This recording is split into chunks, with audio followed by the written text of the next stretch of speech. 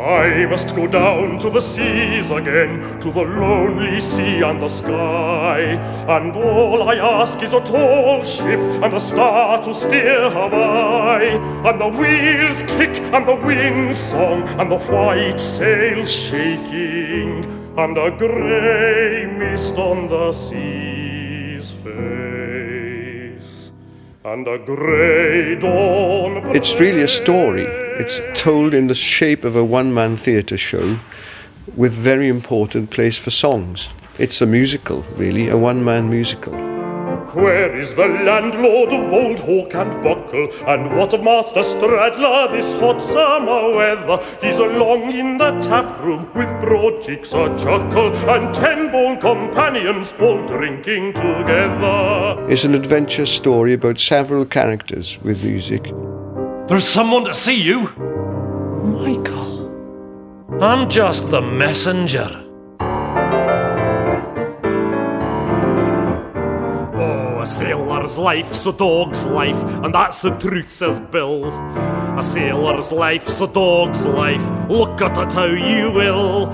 You break your back with working for half a coolie's pay. It also takes you to a place you're not expecting to go in that kind of entertainment.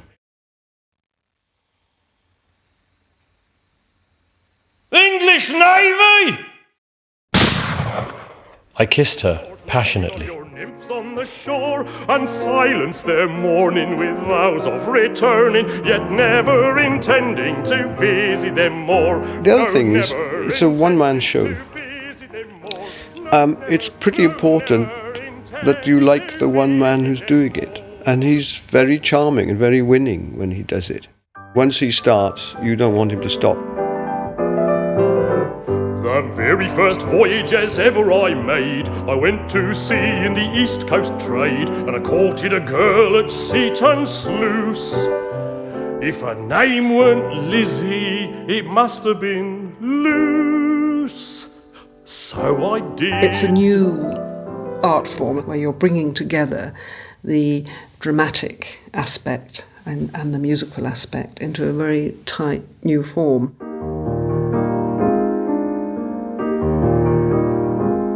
In the harbour, in the island, in the Spanish seas, are the tiny white houses and the orange trees, and day long, night long. It has the intimacy of chamber music, but it also has the visual and dramatic appeal of a piece of drama. So when I saw it, I was actually quite excited. I found he had a lot of stage presence and a lot of confidence, and was quite magnetic. And we had an agreement with your brother, Michael, an agreement that half of that treasure, once he got his hands on it, half of it would be his, and half of it would be ours. The songs are classical songs, but I, as a member of the audience, who also happen to be a musician, really, I found myself forgetting the original classical, so-called classical context of the music, because it's brought into the story so well. Revenge thy mouth, yes, cries.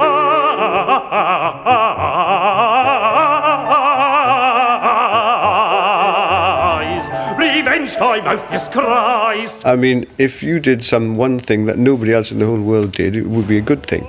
To Richard, it's come quite naturally, because he's a storyteller and he's a singer. And ship ahoy! And he's put the two things together. But it's not something you'll find anybody else doing.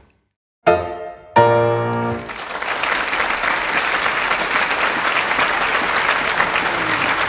old bold mate of Henry Morgan.